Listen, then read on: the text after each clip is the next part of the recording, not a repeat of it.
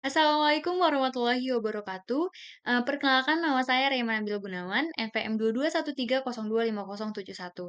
Saya dari Program Studi Pendidikan Teknologi Informasi Angkatan 2022 dari kelas A.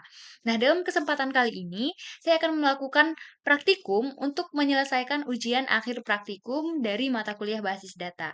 Nah, jadi dalam poin yang pertama, di sini saya akan membuat database baru, tapi sebelum itu kita akan mengaktifkan MySQL-nya terlebih dahulu. Nah, untuk mengaktifkan MySQL, kita akan membuka exam. Nah, di sini kita start yang Apache dan MySQL-nya. Jika sudah berwarna hijau seperti ini, kita langsung saja untuk masuk ke command prompt-nya.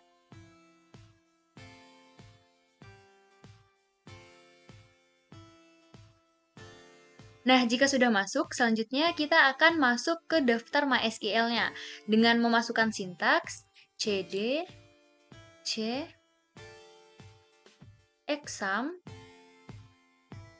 MySQL bin lalu kita enter. Nah, jika sudah masuk seperti ini, selanjutnya kita akan mengoneksikan ke MySQL-nya. Jadi di sini kita masukkan sintaks MySQL root. Kita enter. Nah, jika sudah tampil atau muncul MariaDB seperti yang ada di sini, ini artinya sudah berhasil untuk masuk ke MySQL-nya. Nah, untuk selanjutnya, kita akan membuat database baru. Untuk sintaks dari membuat database baru ini, yaitu create database, lalu nama database-nya. Di sini nama database-nya, database Reyma. Dan jangan lupa kita untuk titik koma di akhirnya. Lalu kita enter. Nah, jika sudah masuk seperti ini, selanjutnya kita akan menggunakan database yang baru saja kita buat. Di sini kita akan memasukkan sintaks use, terus nama database-nya. Jadi, use database Reyma. Titik 2, lalu kita enter. Nah, di sini saya akan membuat dua tabel yang akan saya buat nanti. Jadi yang pertama di sini saya akan membuat tabel provinsi dan yang kedua di sini nanti saya akan membuat tabel identitas. Nah, di sini untuk yang pertama kita akan membuat tabel provinsi terlebih dahulu. Jadi untuk tabel provinsi atau untuk membuat tabel baru kita menggunakan sintaks create tabel, terus nama tabelnya tabel provinsi. Lalu kita kasih buka kurung, lalu kita enter.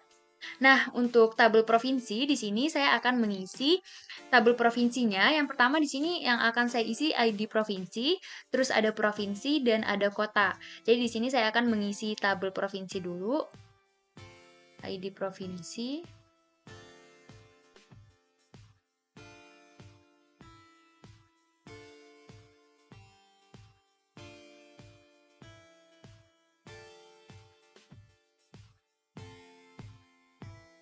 Nah, di sini saya sudah menulis isi dari tabelnya nanti. Jadi di sini untuk mengakhiri apa yang bakal kita isi di tabelnya, di sini jangan kita kasih koma lagi, tapi kita masukkan tutup kurung, lalu kita kasih titik koma di akhirnya, lalu kita enter. Nah, jika sudah seperti ini, artinya kita sudah berhasil untuk membuat tabel yang pertama, yaitu tabel provinsi. Untuk mengecek atau melihat hasil dari tabel yang sudah kita buat, kita masukkan sintaks dex, nama tabelnya, tabel provinsi.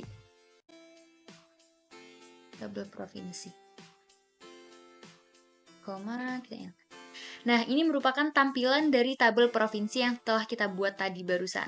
Untuk selanjutnya, untuk yang kedua, di sini kita akan membuat tabel identitas. Nah, untuk membuat tabel identitas, sama seperti tabel provinsi tadi, kita masukkan sintaks create tabel, terus nama tabelnya.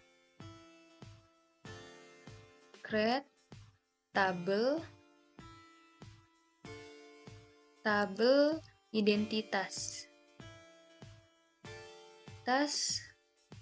Buka kurung, lalu kita enter. Nah, untuk tabel yang kedua, di tabel identitas ini, saya akan mengisinya dengan ID identitas, terus nama, terus gender, selanjutnya ada place, dan birthday. Untuk selanjutnya nanti ada address, dan yang terakhir nanti saya akan memasukkan ID provinsi juga. Sekarang saya akan mengisinya dulu. Yang pertama tadi ID identitas.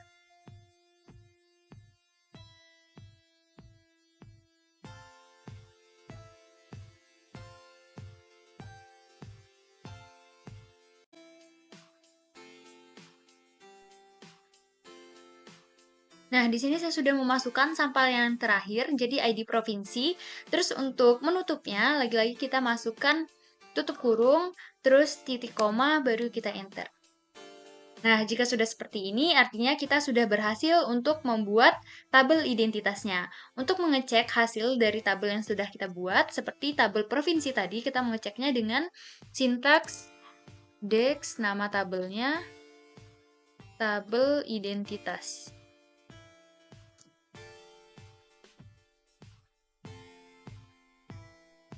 Nah, ini merupakan tampilan dari tabel identitas yang telah kita buat tadi.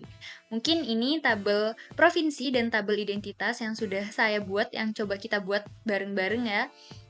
Untuk pembuatan tabel mungkin ini saja untuk tabel identitas dan tabel provinsinya. Oke, untuk selanjutnya di sini saya akan menjelaskan Microsoft Access.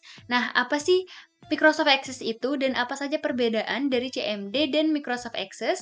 Terus apa saja kendala-kendala yang biasa dihadapi oleh pengguna dalam CMD dan Microsoft Access? Nah, di sini yang pertama, Microsoft Access ini sendiri merupakan sebuah program basis data relasional yang dikembangkan oleh Microsoft. Jadi, program ini dirancang untuk memudahkan pengguna dalam membuat dan mengelola database-nya. Nah, untuk perbedaan dari CMD dan Microsoft Access ini, yang pertama di sini dari CMD dulu. CMD ini adalah sebuah program baris perintah yang digunakan untuk berinteraksi dengan sistem operasi. Sedangkan Microsoft Access adalah program basis data yang digunakan untuk membuat, mengelola, dan mengakses database serta mengembangkan aplikasi database-nya.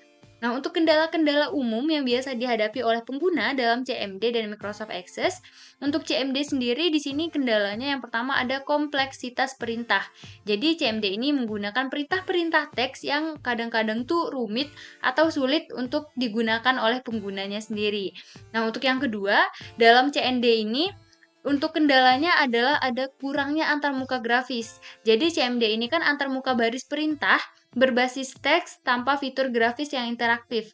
Nah, hal ini bisa membuat sulit bagi pengguna yang tidak terbiasa dengan lingkungan teks atau pengguna baru untuk berinteraksi dengan CMD-nya.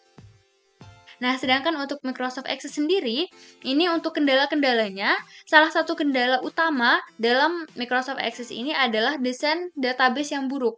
Jadi, jika pengguna tidak memahami dengan baik nih konsep desain basis data relasional ataupun tidak merencanakan strukturnya dengan baik, maka mungkin terjadi kesulitan dalam mengelola dan mengakses data dengan efisien. Untuk yang kedua, di sini kendalanya ada beberapa pengguna nih mengakses database Access ini secara bersamaan. Jadi ada resiko terjadinya konflik dan kesalahan data. Misalnya, ada dua pengguna dapat mengubah data yang sama secara bersamaan, yang ini nih dapat mengakibatkan kehilangan data atau kesalahan dalam hasil yang diharapkan.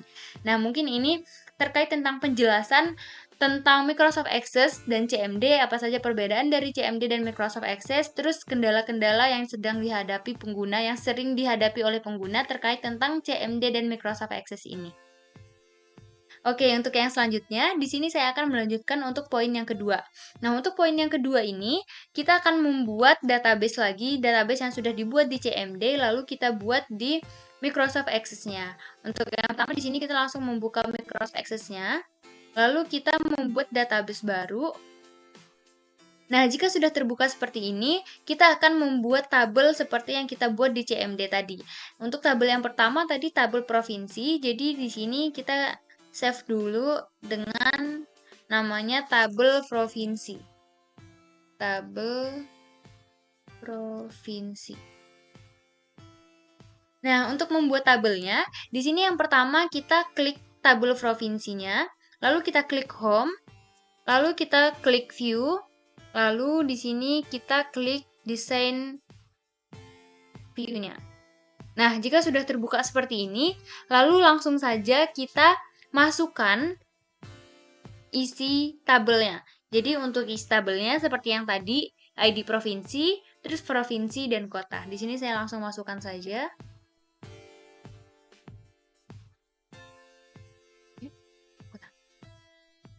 Nah, jika sudah terisi semua seperti ini, lalu kita balik lagi ke home,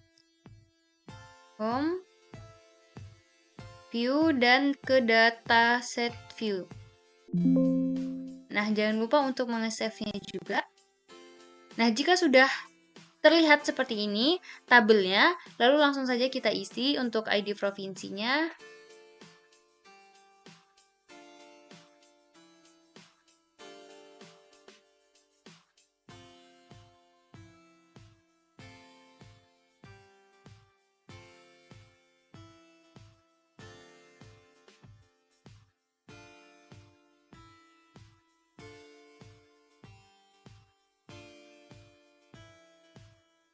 Nah, jika sudah selesai, sudah terisi semua seperti ini, kita akan membuat tabel yang kedua.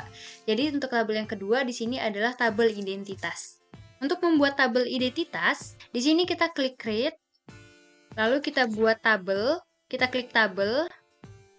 Nah, lalu kita klik tabel 1, lalu kita klik home, terus view dan desain view-nya.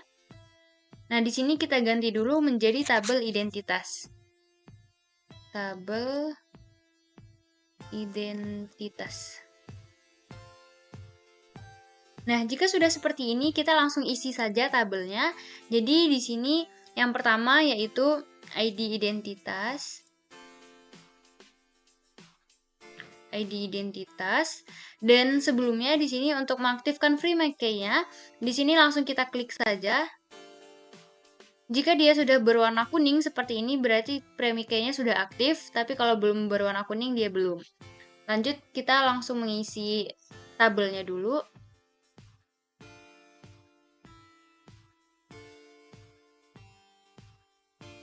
Nah, jika sudah selesai, untuk bagian gendernya, bisa kita rubah untuk mempermudah. Jadi di sini kita rubah ke yang paling terakhir ini, lookup ini.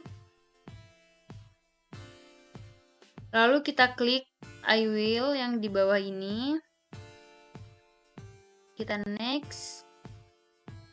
Lalu di sini kita buat laki-laki. Dan di bawahnya kita buat perempuan.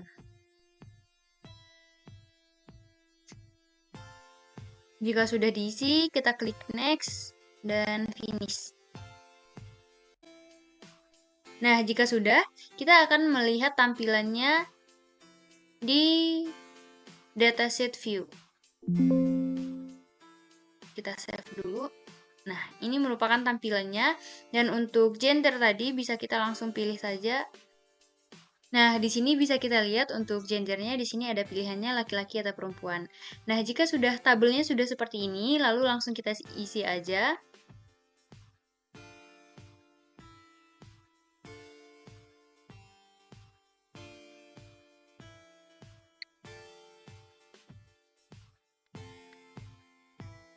Nah, jika sudah diisi semua seperti ini, tabelnya, selanjutnya kita akan membuat relasi dari tabel identitas dan tabel provinsi. Untuk membuat relasi, kita akan mengeklik database tools di sini, terus kita klik relationship, tabel provinsi, lalu tabel identitas.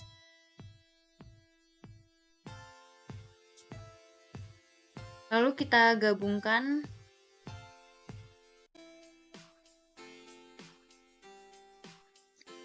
Nah, jika sudah seperti ini, berarti sudah selesai relationship-nya. Nah, untuk menggabungkannya tadi, kita tinggal tarik ID provinsi ke ID identitasnya. Jika sudah seperti ini, berarti sudah selesai relationship-nya. Nah, setelah membuat relasi, kita akan membuat query. Untuk membuat query, pertama kita klik create, lalu klik query design, lalu kita klik tabel provinsi, terus tabel identitas, Nah, lalu di sini kita pilih apa saja yang akan kita tampilkan nanti. Jadi di sini yang pertama saya akan memilih nama,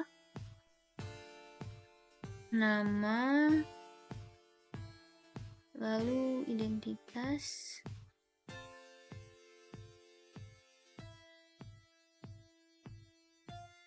Nah, jika sudah kita masukkan, lalu kita save Ctrl S dengan nama query 1. Nah, jika sudah muncul di sini query 1, lalu selanjutnya kita akan masuk ke poin yang ketiga, yaitu membuat atau menambahkan IPK pada tabel identitas. Caranya, yang pertama ini kita klik home tadi, terus kita klik view, dan design view. Nah, untuk di sini, langsung saja kita tambahkan di field nama ini, kita tambahkan IPK, lalu kita save. Nah, jika sudah, kita balik saja ke database dataset view. Nah, jadi di sini sudah tambah, di sini ada IPK-nya, bisa saja langsung kita isi.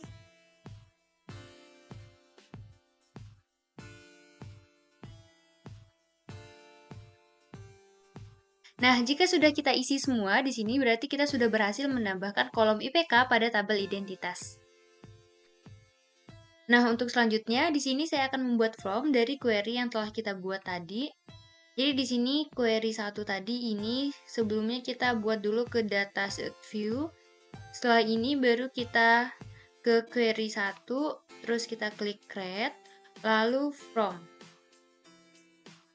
Nah, di sini saya bakal mengeditnya dulu. Jadi di sini kita buat namanya data mahasiswa. Nah, selanjutnya di sini kita akan menambahkan background terlebih dahulu.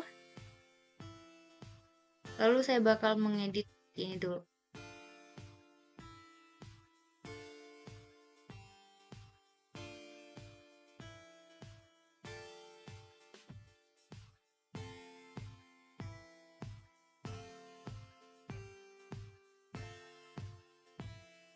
Nah, ini adalah tampilan dari form yang sudah saya edit. Di sini ada data mahasiswa. Di sini saya sudah tambahkan background dan juga beberapa icon.